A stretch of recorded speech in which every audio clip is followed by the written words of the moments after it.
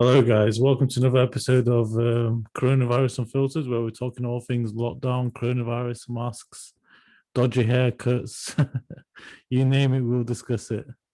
This is the second episode, thank God, following the first episode, which was released on the 27th of March today, on Saturday, which was an epic episode, but I'm sure this episode is going to match it or even go even more. So we've got my very, very good friend Bishoy Dimitri. Got married 2 years ago to Steph. Went to his wedding in Sharm el Sheikh. It was a big blowout, and we all had a good time. Maybe I got a bit too carried away. I think Bish will testify to that. No. But yeah, so basically, Bish is he's a doctor now. He's working for the NHS in England, and he's also managing a ward. Bish, do you want to tell us about a bit about your medical history?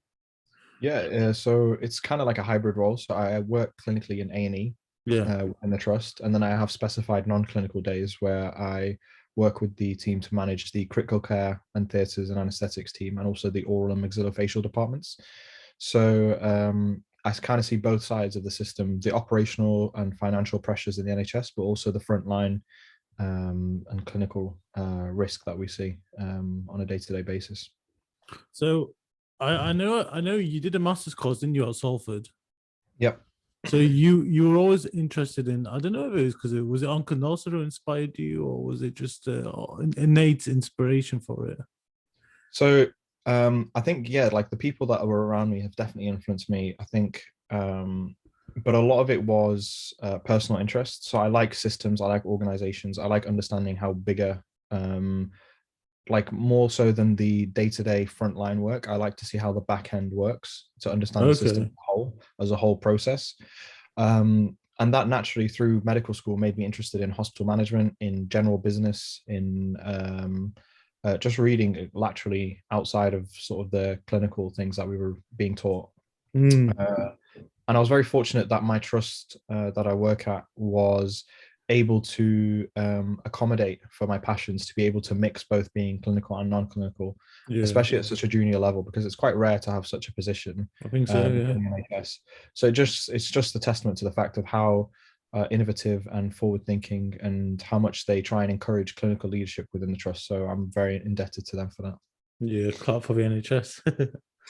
But I would say, Bish, I generally would say, like, I think what you're doing is the way forward for the NHS, because I know, like, speaking to my dad and like his colleagues and uncles at Churchill Consultants, they say the management is mainly administration staff who have worked their way up and they've got no clinical knowledge or no medical background.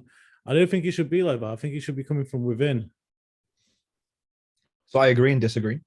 I Okay. think I think a good manager, regardless of whether they're clinical or non-clinical, engages all sides of the party. So I think um, managers need to be able to be leaders in that they engage clinical staff to give their insights, because nobody is, even though I'm a doctor, let's get, for example, in my position, even though I am a junior doctor, I don't understand everything there is to know about anesthesia and ITU. Okay, I Mm, understand the basics. Okay, mm. but none of the high level details. But I am talking and having discussions with consultants who are specialists in the field and have been so for 10, 20, 30 odd years. So even though that I am a doctor, I have limitations. Yeah. And if we were to say, okay, the most senior person manages that department, okay, let's say, for example, in the anesthetic department or in the critical care department, they now manage the whole department. I think they will struggle to understand the administrative side, what capacity and demand means, how to do a gap analysis, how to read a budget for the finance from the finance perspective, and forecast going forward into the new financial year, what spend you're going to have and what cuts you're going to make. These are very difficult, and I think it's completely two different skill sets. Yeah. Yeah. I agree. We need more clinical engagement. I think that's a general sort of criticism in the NHS, that there's not a lot of communication between managers and clinicians. However, I Mm. think the NHS is moving forward, albeit slowly, to try and bridge that gap. Bridge. Uh, San Francisco. and yeah, basically to try and work in a more harmonized fashion than Yeah. has previously been witnessed. Yeah, yeah, yeah. I think, yeah, I like that a lot, bitch. I like that a lot. So you said forecasting and budgeting. Is that things you do then? Yeah. So this is kind of things I've had to learn on the job, and um, that was one of the reasons why I wanted to undertake an MBA, because all my life my educational background has always been clinical and about medicine, and from that Mm, perspective, based on the sciences. But very little have I learned about, other than my own personal reading, but no formal education on business, finance, accounting, marketing, all these sorts of things which you yeah, need to be a good yeah. manager. So I'm very fortunate to have. I'm coming towards the end of studying for my MBA, to be able to sort of bolster my skill set with those things that I needed to be both a good manager and a good clinician. You sound like you're on an interview, bitch. Don't worry, my friend. I'm not hiring. Oh, that's all right. This is just my professional way of speaking. Well, do you know what it is? Because I've been thinking about management a lot, going into management a lot more, really. And I think it takes a lot of not just balls, but it takes a certain character, That's true. decision making, organization skills, quick thinking. They're cut from a different cloth. Not I anyone think, could be a manager, I don't think. yeah, I agree with you. Because I remember having this conversation with, because this role is kind of new. So when it Yeah. happened in the trust, many of the consultants hadn't seen anything like this before. And I have never seen anything like this before. I know some trusts have done something similar in London, but it was usually just like a 1 year short contract, and then you'd Yeah, move on, yeah, carry on with yeah. your training. But I've continued in this role for I think about 3 years now, just under Three 3 years. years. Yeah. So I've had lots of discussions with clinicians, and their perspective as well. You know, medics are generally quite smart people. Why can't anybody just do what you're doing? No, no, no. It's And I character. agree with them. I think medics are generally quite a very smart people. Medicine is not an easy degree to complete, and then the Mm, training and the exams that come after that is very difficult. However, I think that doesn't necessarily mean that everybody is a leader to that extent. And I focus more on the term of leadership than management, because management can be is has like a prejudice that you're just telling people what to do. I don't think that should be the case at all. no, no. A good manager, in my perspective, from what I understand and what I've learned, is someone who listens and tries their best to aid those who work around them to do their job and do it Yeah, better, but with a greater satisfaction. So yeah, they enjoy what they're doing yeah. because they feel listened to, and they feel like their ideas are actually being implemented around them, and I they feel they agree. have influence on their workplace, which is always I a good definitely agree. like environment to work in. Yeah, I definitely agree. And I don't think everybody necessarily can utilize those sorts of communication skills. And also, but I'm not saying I'm special. I'm just saying that I feel like it's not necessarily for everybody, and some people hate it, and that's fine. Mm, But some people definitely can sort of develop those skill sets, and and work into transitioning into more of a managerial role. yeah, yeah. So what does the future hold for Bish Dimitri? What do you want it to hold? God knows, bro. Honestly, I have absolutely no idea. In God's Uh, hands, eh? It's in God's hands. Literally, yeah. All I know Yeah. is I'm loving what I'm doing right now, Okay, and that's good. I definitely have a big passion and a big interest for the non-clinical side of things as well as the clinical side.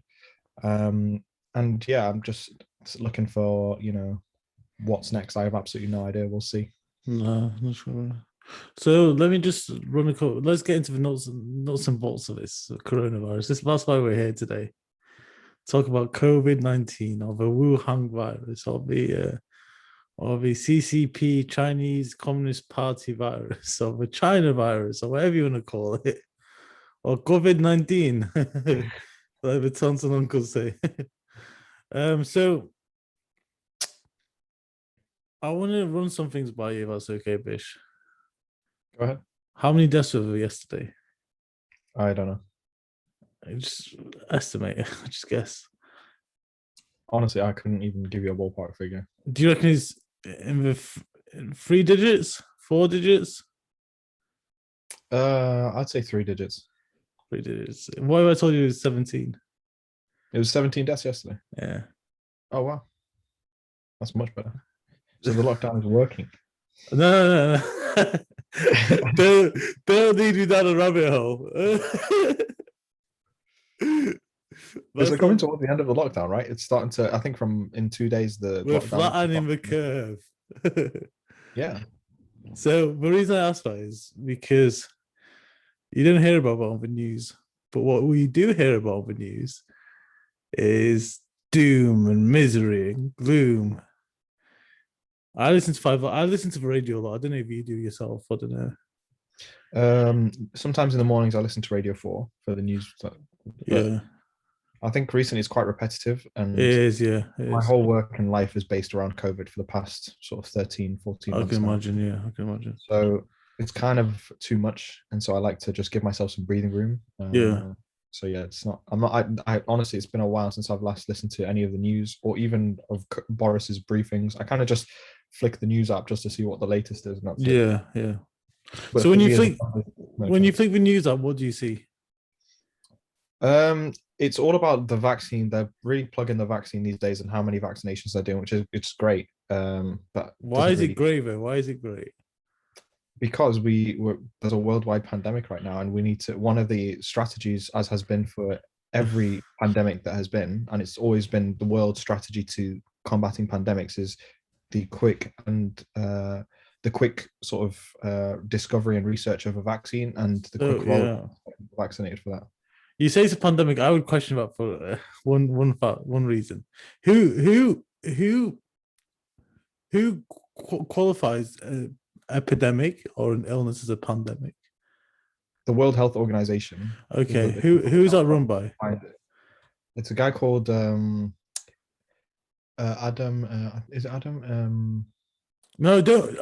I'm Don't know not his worried name. about name. I'm not worried about individuals, but who's the driving force behind the World Health Organization? Is it government or is it an independent body? As far as I'm aware, it's independent and it has people working from all over the globe. So they say it's an independent body, but it's more backed by governments because it's backed by governments and individual Financially, yeah. businesses and financial Mhm. businesses. Okay, so they've got an invested interest in what the WHO has got to say for themselves. So the WHO is not a charity organization. It's not an independent institution. It's backed by political drivers, like very, very powerful political drivers. Okay. So that's all I was saying about Matter. Can you Okay. remember swine flu? Yes, I do remember swine flu. Okay. At one point, if I said to you that swine flu was classed as a pandemic, would you believe me? Yes. Okay, it wasn't a pandemic. They went back on the classification and said it wasn't a pandemic. It was an outbreak. It was at worst, it was an epidemic. At best, it was an uncontrollable disease. Mhm. So the WHO have been moving goalposts since they came into inception with what is a pandemic and what isn't a pandemic. So I can understand the number of figures that there is in the world where the number of cases, but I'm not I'm not worried about cases because 80% of the cases are asymptomatic. I'm worried about 80%. hmm? No, so that's so there's another thing. So Okay. I wouldn't, just because I'm okay, say for example, I've swabbed and there's Yeah. coronavirus on the side of my cheek or something like that, and I've swabbed positive. Doesn't necessarily mean that I'm going to exhibit the symptoms of that, but doesn't mean then that I have an infection of coronavirus, i.e., it's making change in my lungs and stuff like that. So because of technology advances, because we have been able to even have home testing kits now, where Mm, privately you can just request one, it gets sent to your home, you do it, you send it out to a lab, and it gets sorted out for you. yeah. These sorts of things for previous pandemics never happened. All right. This is actually part of my research that I'm doing for the MBA. My title, or as part of my dissertation, a research project, is how COVID-19 has been a catalyst for strategic change within the NHS. We've And got the I've right man compared on it. the job. Sorry. We've got the right man on the podcast. So as part of my literature review that I've been doing, I've looked at past pandemics. So it's interesting you mentioned swine flu. The Spanish flu that happened at the beginning of the last century, it killed 50 million people worldwide. Pandemics are a real threat. Viruses and Yeah. bacteria are like a real threat worldwide. And it's very interesting. And you may make people think conspiracy out of this, but I remember it was maybe 2 or 3 years ago, I was watching a TED talk by Bill Gates, and he was saying I've that the seen next, it. I've seen it. yeah, he was talking about like the next threat to humanity is a respiratory viral infection because they're so potent, they Mm. spread so quickly, and the current communication and networking that we have between countries now with international flights, the ships, everything now we're all connected. So Mm. even just now, like it's very apt that we can mention this. There's a blockage in the Suez Canal, Yeah, yeah. and this is going to cause like Millions, shut billions. yeah, and it's going to cause like supplies across the world to be in, like they were saying, there's going to be toilet roll supply shortages. I can't remember Yeah. what else. There was like there was a blog I was reading. Oil. Yeah, there's like loads of resources that Mm, naturally will be used as part of that sort of logistical area worldwide. There's going to be shortages for that simply because of this block that might take however many weeks to sort out. mm. So it just shows how much the world is connected. So as much as we are a little island here in England, in the United Kingdom, we're part of a bigger system, and that's the world. And I now, yeah. uh, I'm so happy you touched on that because I was going to touch on this later. I don't want to mention the three dirty words New World Order, okay, but at the same time, I want to touch on it because the reaction to the coronavirus pandemic across the world has been, bar three countries, and the third one is a novelty, has been systematically and unilaterally the same. Okay? who are the three countries? Just out of interest. Brazil, Sweden, and China.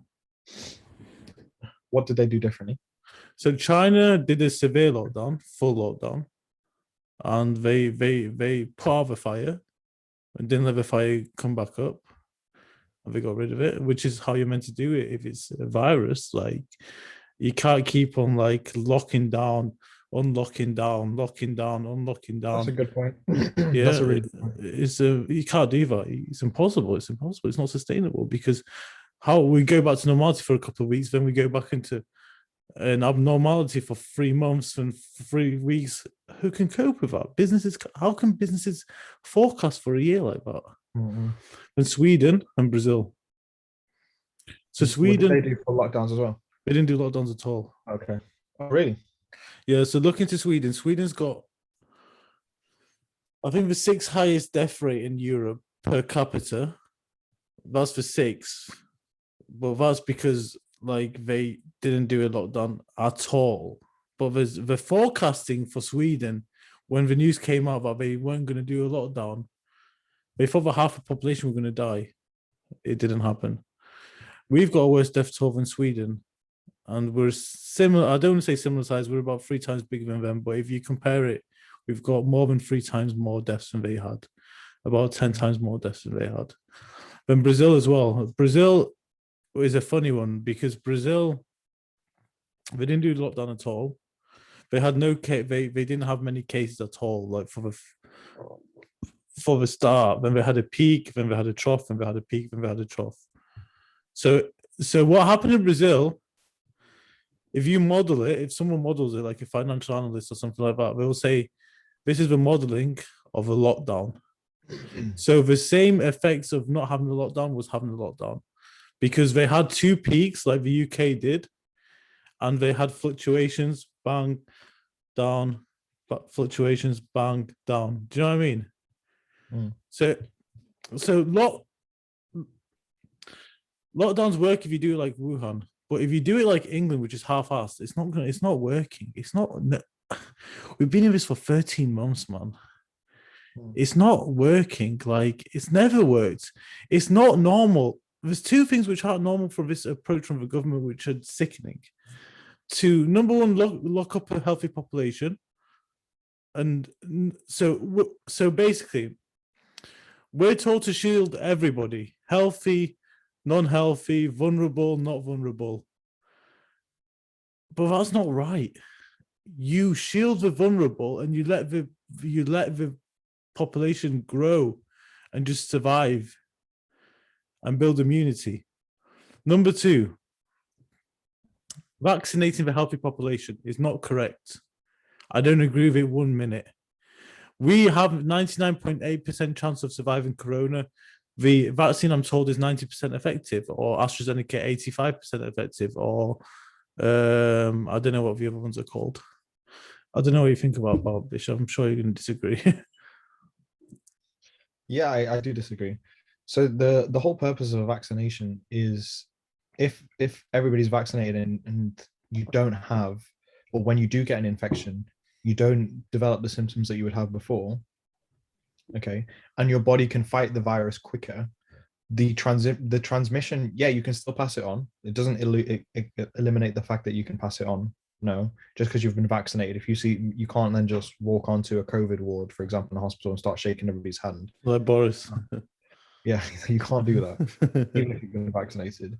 Yeah. Not because maybe you won't develop symptoms, all right, but you can still pass the virus on from one person to another. Yeah. However, it would prevent. So the way that the virus works is it takes over a host cell, creates more, multiplies, and then spreads more. Okay, and spreads out. So when they cough or when they produce an aerosol, that spreads the virus elsewhere. However, if your body is quick to identify the virus because you have a good immune response to it with the vaccine enrollment, you therefore will hopefully prevent developing such a high viral load that you will then infect other people. Now, I disagree in the fact that you're going to limit the vaccine only to people who are vulnerable. We do that currently with flu. And even before COVID, there's been loads of like the NHS does stress tests where they would say, okay, if this year there's going to be a flu pandemic, how are we going to respond? What are we going to do? What's our action plan? I'm talking from an operational perspective, logistically speaking. So yeah, so that like the, and thankfully we haven't had that. But what COVID has shown us is what we thought was a good response to a pandemic from all the stress tests we've done from the flu pandemic wasn't actually enough. It like, I don't know, we say, oh well, hospitals aren't as bad as we thought they would be and all that sort of stuff. I think that's true. We did predict much higher than what we first assumed when there was still just news of what's going on in Wuhan. However, just to let you know, and I think it was interesting that you mentioned about the epidemiologists or the public health experts predicting what Sweden's death toll would be, considering they didn't do a lockdown. Across the world, the leading epidemiologist, and this is part of my research, the leading epidemiologists didn't, or they predicted incorrectly the spread of coronavirus by a factor of 10. So they underestimated it by a factor of 10. And I've got the reference. I can send you the reference if you wish. Which just shows that this thing is so new. We are learning as we go along. Okay. So you have to take that into consideration. What would be interesting after this is to compare the different strategies of different governments worldwide. I wasn't comfortable with what we did, and I agree with you in the sense of in the UK, it was very half-assed at the start. Kind of did, kind of didn't. Open it up again, close it again. I think to help out. Yeah, like I think we should have done a very strong lockdown at the start for a month or 2 or 3 or 4 at most, and then start to ease it internally, but strictly control like air travel and all that sort of stuff for people traveling outside. So then you're preventing it coming in and going out, spreading and getting like people going to get all these other strains and coming back and reinfecting. Because then if you think about it, essentially the NHS has had to cope with 3 waves of this. And there are huge backlogs now in our waiting time. I hear about all people waiting for knee and hip replacements who are at home screaming in pain and all that sort of stuff. Because of this, and we can't do any elective operations. But now moving forward, we're going to have to do. So the NHS staff are shattered as it is, right? Yeah. Going forward, they're going to have to work even harder to try and see all these patients again who've been sitting at home having heart attacks and stuff like that, too scared to go into the hospital, right? So I think that the pressure and the stress on the healthcare system across the world is huge. And that will have implications on the economic status of the world, because the most valuable asset any country has is its health. It's hard to disagree with that point, to be honest. But also, the modeling from day one was atrocious. Like was it the LSE or Imperial or King's, one of the London big universities, modeled or forecast 250,000 deaths in a 6-month period, with 4,000 deaths a day at the peak. Where are you getting these figures from? So I can't speak for them. I don't know how I haven't read that piece of information. I don't know how they modeled it or where they got their quite stats out from. there. It's out there. It's out there somewhere. It probably is. I'm not disagreeing. I haven't looked into it. I totally understand. So some people, there are generally some biases where people can overestimate and underestimate. All right. And yeah, I think generally generally there was an underestimation. There is some cases of overestimation as well. Like, for example, when you said about Sweden, where they thought half their population was good, people assumed that half their population was going to get wiped out. And that wasn't the case. But you have to bear in mind that coronavirus, okay, albeit has a low percentage death toll, Very we low. have we have seen like, for example, I know just from case studies of speaking to family friends and stuff like that, where one person's infected in the family and nobody else in the family got it. Very weird. Maybe they were asymptomatic, but then they do their blood test and they don't have antibodies. Don't really understand how the infectivity works, how you really infect someone else. We're all still learning from this perspective. Is maybe there is more research out there that can definitely guide on that perspective. I haven't read it. I do sound like I'm not reading any research, but my research is more about the strategic side of things. But anyway, the but it just shows that the risk, I think, although now we're talking retrospectively and saying, oh, the death rate wasn't that bad. If you had asked me 12 months ago, like, is it deadly? I'd say yes, 100%. Because from going on what we know then and going on what we know from past epidemics of respiratory viruses, these things are no joke. I would contest that, Bish.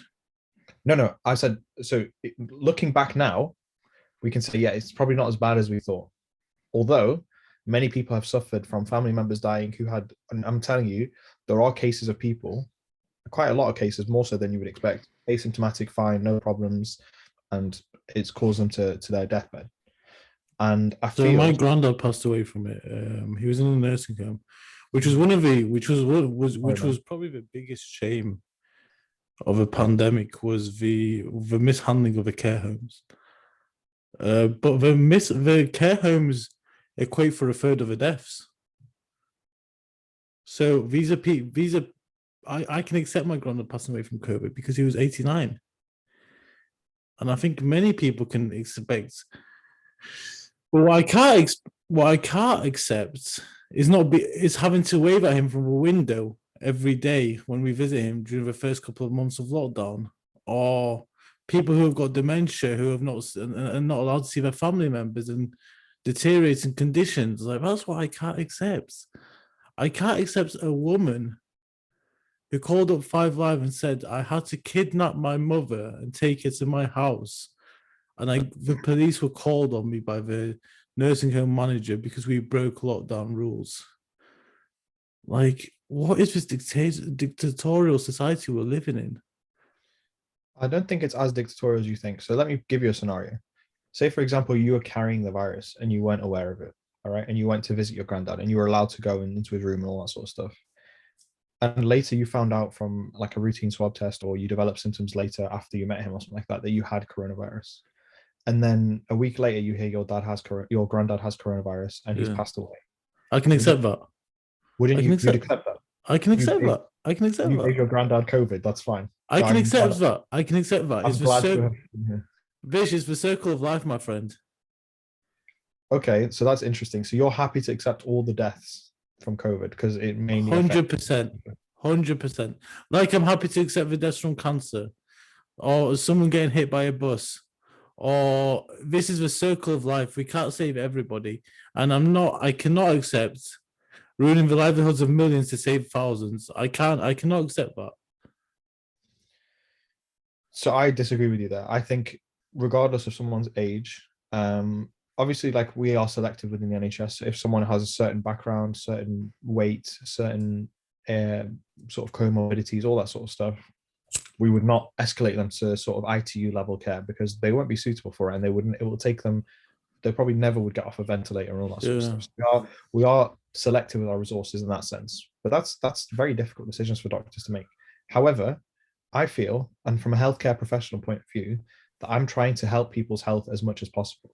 So if you're telling the healthcare system, listen, we're not going to do lockdown, and we're just going to accept, this is circle of life. This is natural selection. This virus is coming to the UK. All doors are open. We're going to continue air travel across everywhere, all that sort of stuff. And you guys just have to deal with the brunt of that. The NHS would have collapsed 100% because we barely made it through this. I'm telling you the truth. For sure. I'm telling you from both a clinical perspective and an operation. The NHS would have collapsed because when people are about to die, do you think they're going to stay in the care home? No, they're going to be sending them to the hospital because they're going to be like, he's really ill, he needs oxygen, right?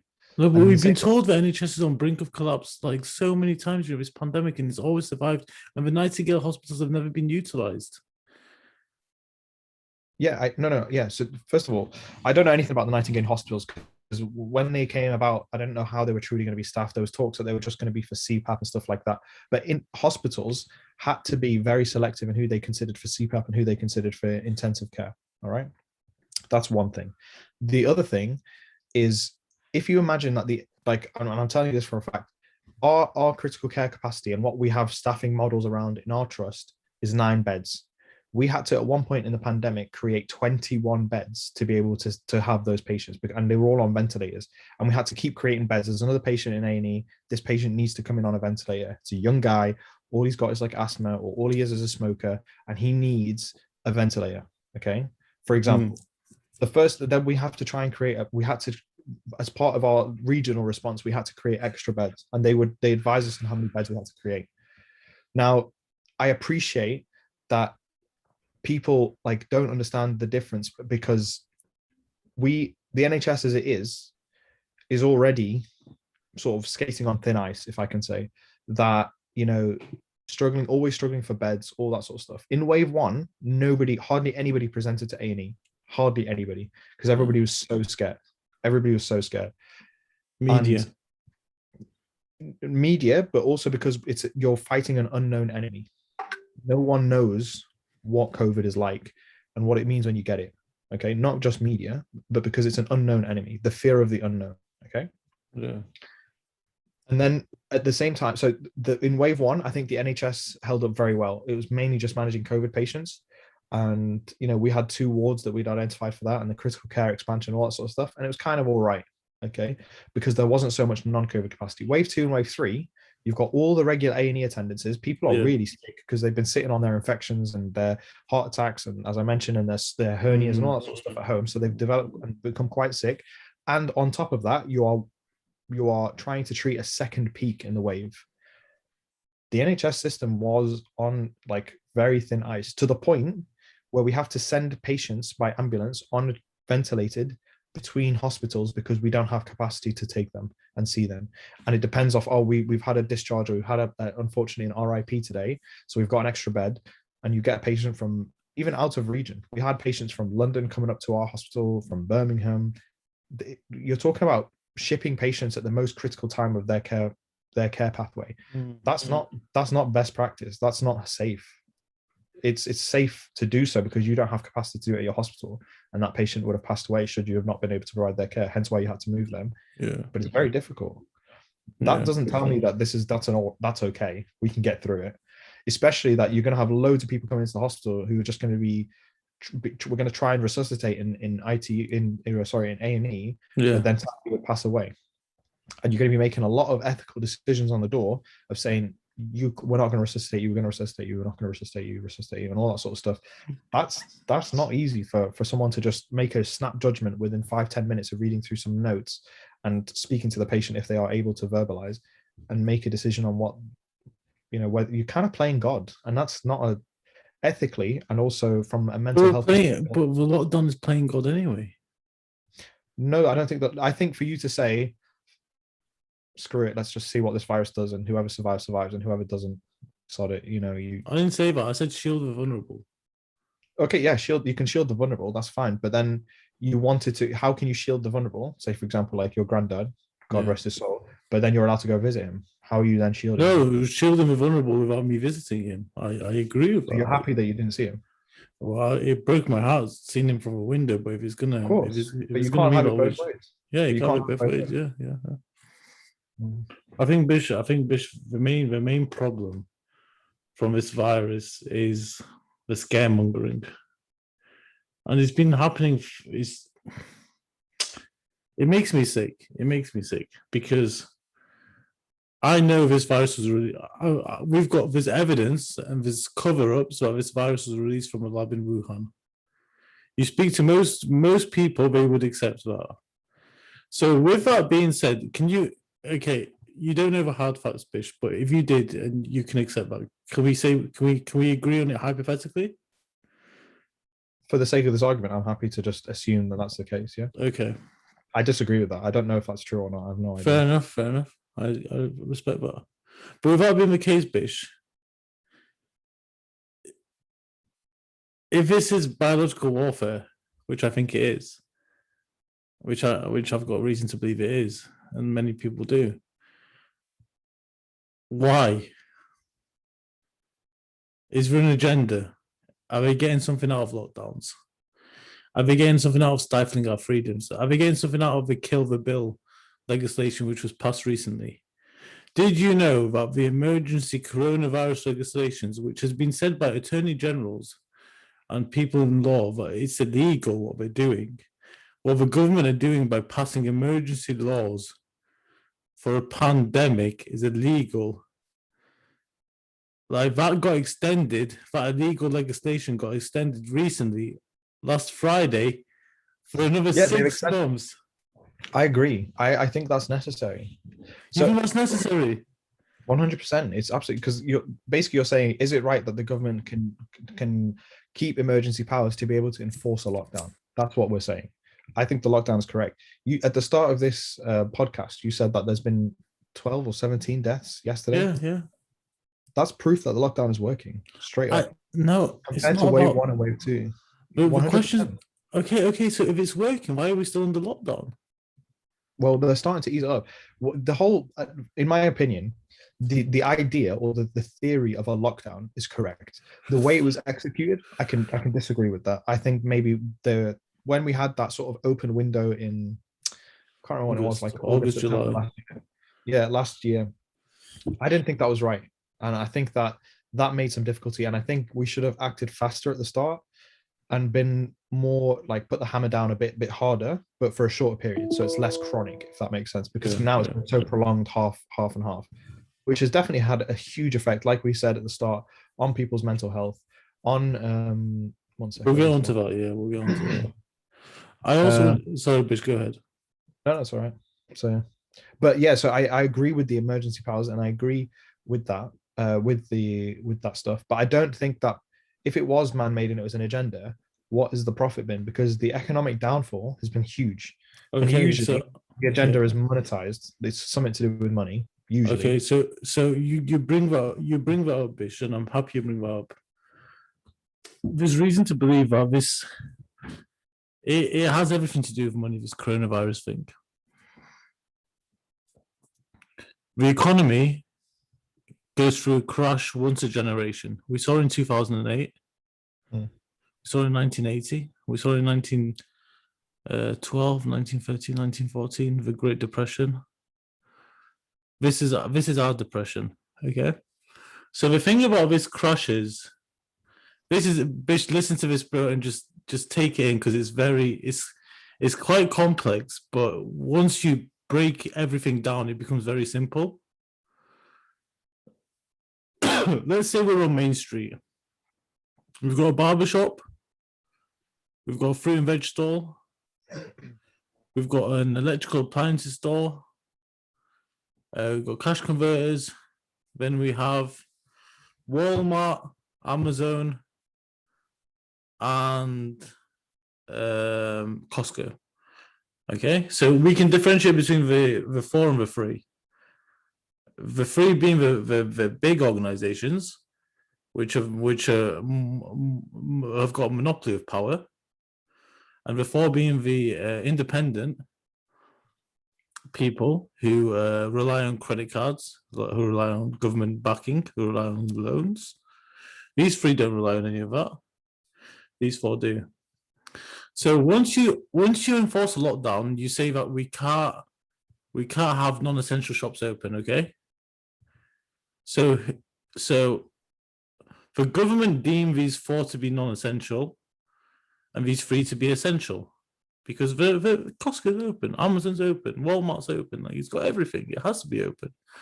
But the four are, this is where it starts getting tricky, are non-essential. So what happens with a non-essential? They start to accrue debt. They start to go to banks. They start to max out their credit cards. They start to take government loans, government grants, all that sort of stuff. The poor are getting poorer, whilst the rich are getting richer. With the rich getting richer, they've been getting massively during this pandemic. It's been a very successful economic time for the rich. They've increased their wealth by 45%, and that's facts. I've read into this, and it's known. So what happens? The non-essential start maxing out their credit cards, paying 45% APR, taking government loans at low interest rates, all this sort of stuff. They're losing business, while at the same time, consumers are going to the only shops which are open, which are Amazon, Walmart, Costco, whatever it might be. So what does that happen? That takes money from the poor to the rich, and it changes the landscape of the economic, it skews the landscape of the economic climate massively, so that the poor are reliant on the rich, and the rich are feeding off the poor. With that being said, why are they doing this? And the economic experts have said that they're doing this for a reason. They want a centralized banking system where basically we are all dependent on the banks, which we already are, but we're going to be more dependent on the banks. The banks will have the right to switch off your accounts because you will be not hooked up physically to the banking system, but they will have all your details and the codes, and they will have a vaccine passport and know if you've been vaccinated, which is happening already, and all this sort of stuff. And if you're not vaccinated, they will stop you getting certain jobs, going to certain places, living your life as normal. With that being said, we're basically hooked up to the banking system now. And this is a meteoric shift from what's happened to independence to financial dependence. So I don't know if that was a bit heavy, but that's the main crux of why this economic crash has happened. I think what you're referring to is what the situation is in America. It's in America, but it's happening in England as well. So in England, it's a bit different because we have the furlough scheme, which is the They have a furlough scheme in America as well.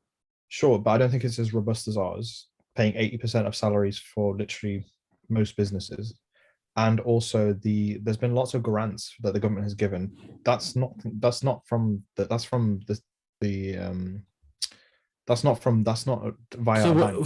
I appreciate that you're saying that people will take out loans and credit cards and stuff like that. Maybe, yeah, I agree. That's probably happening more so than usual. But if you're talking about a government agenda, not like a private business agenda, the government's agenda, I don't think the government is making money off this or is making any sort of financial gain from it. In my perspective, I don't see how. Yeah, they're going to raise taxes in the future. That's obvious to pay for this, but that's only to cover the deficit. That's not to make a profit, if that makes sense. I don't know. My politics is not great. I don't understand politics that well. Yeah. So, excuse me. No, it's bless you, my friend. Bless you.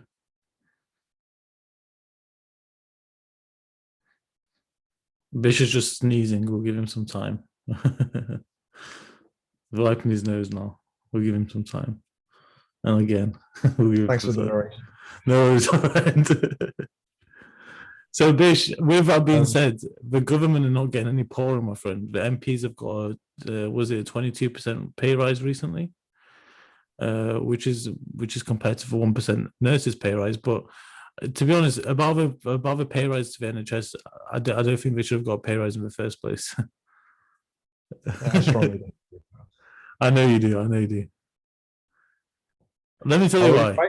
I would invite you. I don't know if this will be possible, but I would love to have shown you around the hospital. I would love to come just to understand the pressures, because it's really not easy. And I witnessed it, as I said, from both sides, both managing personnel who have been working ridiculous. I read a stat the other day that the NHS has worked over 100 million hours overtime in which they haven't paid.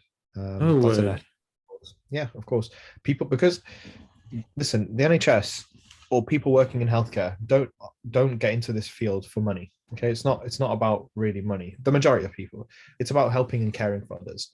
So if at the end of your shift you realize that A&E is ramped and they don't have enough doctors cover the night shift, you would stay for a couple of hours just to help these patients that are coming in, because there's just such a deficit. And you're not exactly going to go back to the manager and be like, oh, you need to pay me for these couple of hours, because they didn't ask you to stay those 2 hours. But you're doing it out of the goodness of your own heart. Fair And enough. that's absolutely true. The nurses have carried on their shoulders the NHS, the day-to-day care for patients. Ask any patient who's had COVID, who's been in a hospital, who's received all the oxygen, stuff like that. I think the majority of them, you can't please everybody, but the majority of them will be indebted to the nurses that help them move and mobilize to the toilet, to come back, to give them oxygen, to give them their food, to feed them, to sit with them, to keep them company. This kind of support and level for someone that you is a complete stranger to you is heartwarming. And Yeah. the pressures that the NHS has seen, and I stand strongly by this, has been immense, Mm. both from an emotional perspective and a mental health perspective and a physical perspective. It's been crazy to the point where we've had to encourage our doctors, for example, to take annual leave. Okay, Yeah. even though they can't go abroad, and then they pick up, because there's nothing to do, they just pick up extra shifts to come in the hospital and help out. So they're not actually having a break; they're Yeah. working Yeah. non-stop. And for anybody to be working that amount of hours and in the stress of working in of working in a healthcare whereby you're dealing with people, you're seeing people die, you are making some people better, and that kind of, you got people's lives in your hand, that is huge, and that should never be underestimated. And I feel like from what has happened through this whole pandemic, and the collapse were obviously very nice, but I think that there should have been It some was a sort of, smoke screen. It was a smoke screen. yeah, it's appreciated, of course, and it's nice to feel appreciated, but I think there should have been something or better for the nurses, especially for their pay rise. I think 1% is a bit of a slap in the face, to be honest. The only argument I have against it is people losing their jobs and they've got a secure job which pays decent, which is above the average. So I just count your blessings, to be honest. I see your point, but I also see that if the healthcare sector has managed to keep this country safe and maintain people's health, which is, as you said, the most important asset. So I appreciate that yeah, for sure, people who don't have jobs, and that is Yeah. crazy, Yeah. Yeah. and it's a huge pressure on other people, and I really do feel for them. But I do feel like the NHS, that because they're a public body, Yeah. Yeah. I deserve agree. I want to move on to two more topics, then we'll call it a day. But the vaccine, I think I three more topics. Let's start with one topic which I'm really interested in. The idea of censoring any narrative or any communication of it. Go on YouTube, and if you find me a video which is talking against the narrative on coronavirus, I will give you £1,000 because there's none. There's none. There's none. There's a reason for that. Go on Facebook, try and find me a post which hasn't been deleted or deactivated accounts. There's none. I agree that maybe people should have access to be able to do freedom of speech, but I also think that people, like for example, with Trump having his Twitter account deleted, he spoke a lot of lies and not based on true facts, and it's all false news. I think people like writing a status and being like, I don't think that this is right, or I don't think that's fine. I think people can express their views because people always have a difference of opinion. That's natural. That's Yeah. okay. But if there is sort of people posting and saying, this is the case, and it's not, because I remember seeing stuff about some woman saying like, oh, hospitals are empty. This is a joke. I There was completely agree with pictures. her. Yeah, I think that was a decommissioned hospital that they went through, but Oh, I don't really? know. So I don't know the details, but all I know is that that's really not the case. I mean, I have no agenda here. That I'm not going to. I'm just telling you what I've seen and where I Yeah. work and everything like Yeah. that. The NHS is on its knees. The NHS is going to be on its knees for the next at least 3 years, getting through this backlog. And I feel there's going to be a lot of pressure on the public services Yeah. going forward. And I think the NHS is an absolute unique body within the UK, and I think it's Yeah, one I of the agree. greatest assets for the UK. And I think that we need to be a bit careful in the way that we sort of can criticize them, because if if that's if we lose the NHS, I think this country is on a very, very quick sort of downward Spiral. slope, because The NHS, I think, holds up this country quite I highly. think so. I agree. I agree. I agree. But that's And that's not really an answer to your question. no, I it's think fine. It's I fine. agree with freedom of speech, but I disagree with false news, and I think that because of the plethora of information that's on the internet, you could read anything about anything and believe it, and that's not necessarily true. So, And it's but not. the thing is, that brings me on to my next point. Does that mean that we can listen to the news and listen to the media and believe everything which they spew out to us? Are I they think we. factual? I don't know, and I think they should be held to account of what they say, because I know that, for example, the discrepancy between different news bodies within the UK, more so in the US, the differences I think I see There's no quite. differences in the UK. We all sing from the same hymn sheet. The majority of them do, yeah, which is a good sign actually. It's not a bad sign. I think definitely there is sort of things that get plugged in and stuff like that to convey a message. That of course happens, but I do think that in America, especially from what I have seen here, like the difference between Fox News and CNN and all that sort of stuff is Yeah, one. They can Democrats is against contradict, Republics. yeah, they can literally contradict each other, Yeah, and you don't know what to believe and you don't know what's true. And that's why I think that it was right that maybe, for example, Trump's Twitter account was deleted, because there was a lot of false news and false fake information that he was publishing there that just was not right. I don't think it was yeah, factual. And for a yeah, man of his position and power, that should definitely be warranted, because anybody could read that and say, well, my president said that, so of course I'm going to believe it. yeah. So I think Well, to be honest, most of the things President Trump said about, well, the ex-President Trump said about coronavirus, I completely back. But that's another debate for another day.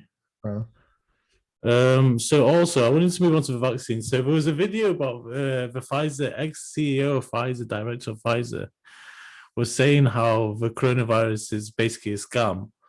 That got taken off YouTube. He's a very credible source. The Sage in UK, the Committee of Science and what does it stand for? I can't remember what it stands for. Yeah, so they didn't have any medical, they didn't have any clinicians, they didn't have any virologists, they didn't have any medical professionals up until recently, and they were the ones which were consulted. They were the ones which were giving the guidelines to the government.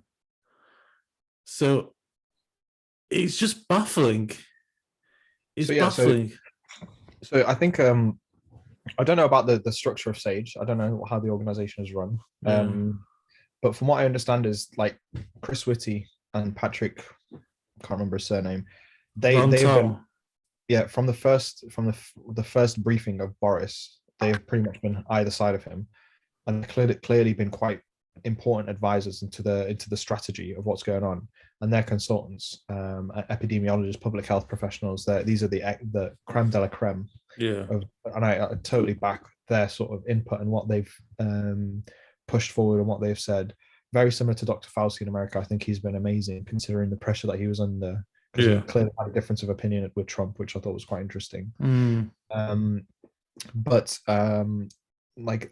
Yes, Sage is an advisory body. I don't know how it's run. I would assume that public health professionals and epidemiologists. I don't know, but it's been evident that they've been working in coalition with Boris and the government. Talking about Chris Whitty and Patrick. In the strategy of responding to the COVID pandemic. So I think that was right, and I think that's good that they had that engagement from those clinicians.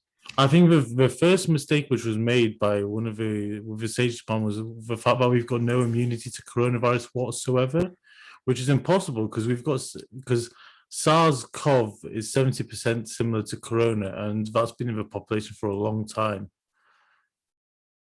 So we must have immunity. We must have some sort of antibodies. No, I completely disagree. Really?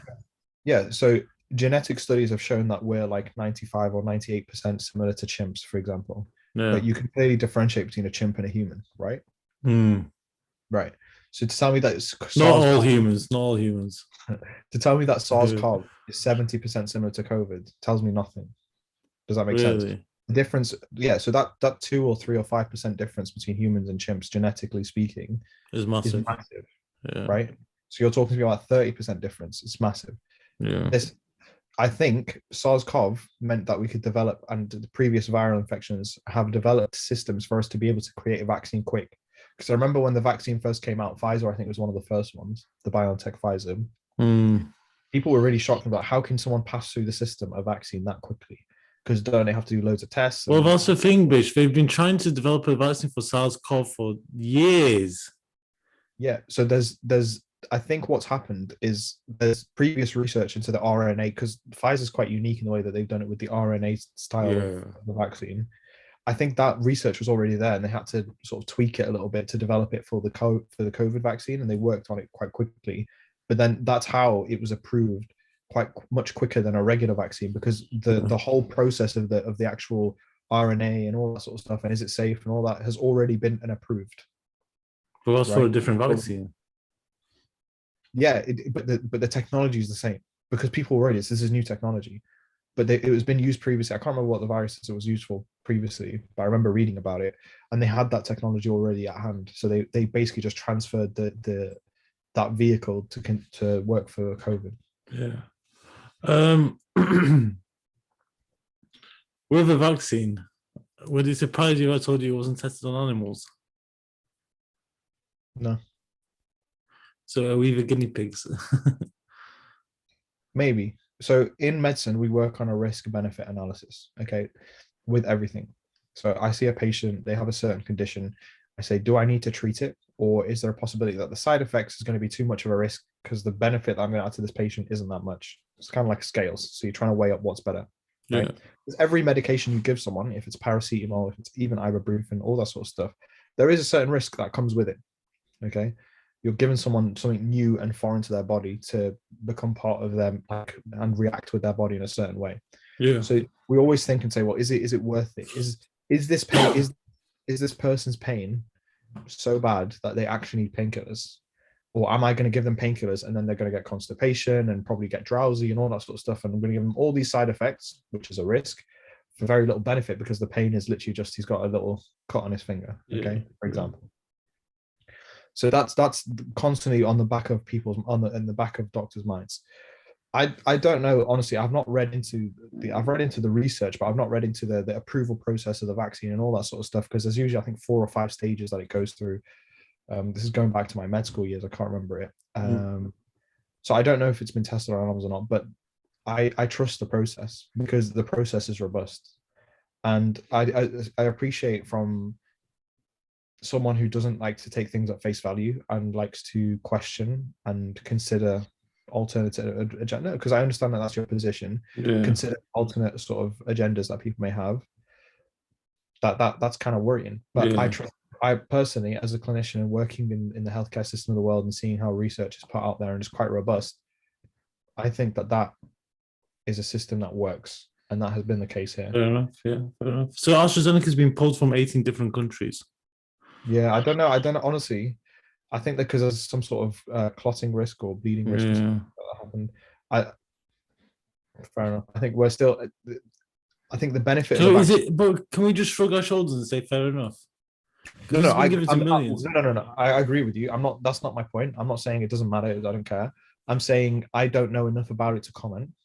I'm saying that we need the benefit is huge, because we need a vaccine, because I see what COVID has done, but and the risk is quite like significant as well. But I think that there is a need for a vaccine. Would I suggest that other people, like, I don't know, people trying to choose which vaccine to take, all that sort of stuff. Personally, I had Pfizer. I didn't choose that. That's what I was offered and was given. So if you're asking me from perspective, AstraZeneca, Pfizer, Moderna, all that sort of stuff, I couldn't tell you. Fair enough. Last question about the vaccine. We'll move on to our final point. With the vaccine, with a SARS-CoV vaccine, the reason actually it didn't get approved, I don't know if you know this or not, because it caused some genetic mutations within animals, and it caused very, very worrying problems within animals. You said the process is similar between the COVID. No, it wasn't SARS-CoV. It was. I can't remember. I'd have to search it. Okay, it wasn't SARS-CoV. I apologize. No worries. Oh, that's irrelevant then. That's irrelevant. Okay. So finally, I can tell you what the lockdown's done to me. It's broken me. Gone through countless breakdowns, and nearly committed suicide, nearly got sectioned, That's never happened to me before. I've never felt like that before. I know people have committed suicide. I know people have lost their jobs. I know people who are on the streets. I know people who are bankrupt. Is the cure meant to be worse than the disease? Let me ask you that.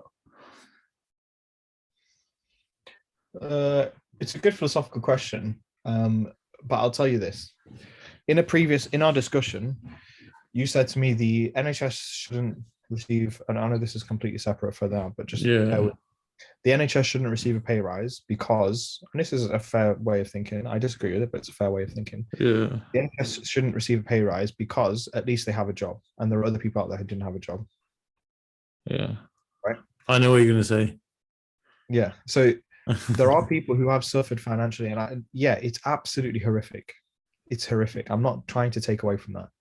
The impact of lockdown and all that sort of stuff is horrific, and that's why I personally disagree with such a chronic lockdown in the sense that it's been almost 12 months of a lockdown with some openings here and there, but it's very Yeah, half.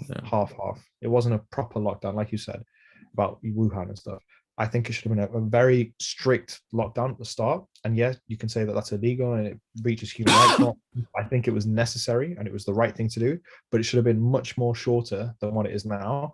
And then we yeah, could have continued with, the hand washing, the masks, the limited number of people in certain restaurants and shops, and all that sort of stuff to try and mitigate as much as possible. But at least you've clamped down as much as you can at the start. Okay. Mm. But I do think that by people staying at home, they have inadvertently saved lives. I honestly, that's how I Oh, see it. don't say that, bitch. That's how I see it. I'm serious. They have without, No, because they man. don't realize that it's not apparent. It's That's not the obvious. media lies. We're ruled by a government slogans. This save lives, protect yourself, protect others. All this bullshit. No, I don't agree with that one bit. I'm sorry. But I'm telling you, not from a government perspective or from that slogan perspective. I'm telling you from a science perspective. You've saved lives. And destroyed livelihoods.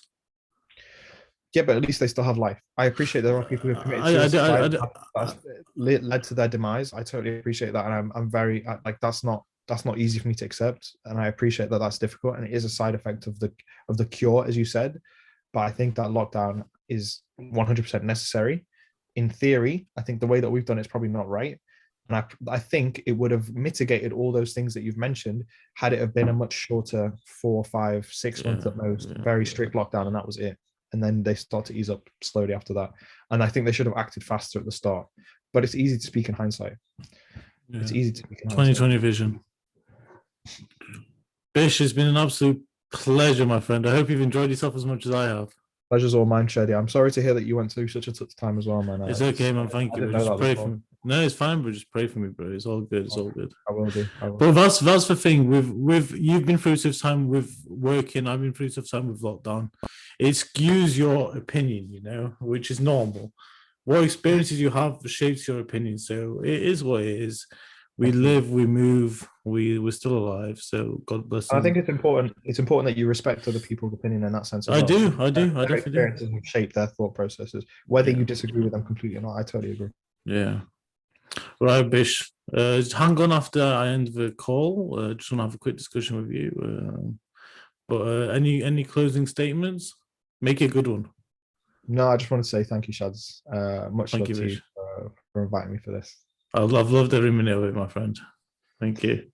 Thank you, man. All right, guys, that's a wrap. And I hope you're all well and staying safe and take care. And God bless always. Take care. Bye.